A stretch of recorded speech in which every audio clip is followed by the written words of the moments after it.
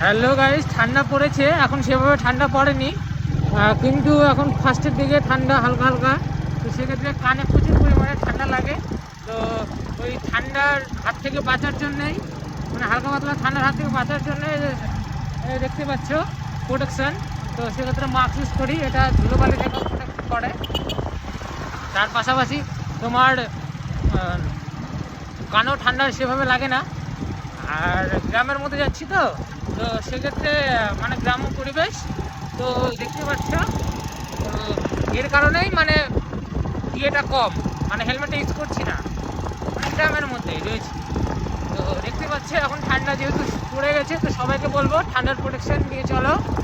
আর দ্বিতীয়ত কানে কানে ঠান্ডা লাগিও না, কেননা ঠান্ডা বেশিরভাগ ক্ষেত্রে বাইক চালালে কানে লাগে। তো নিজের সেফটি রেখে বাইক চালাও। আর দ্বিতীয়ত ভাই সকলকে, আর আজকে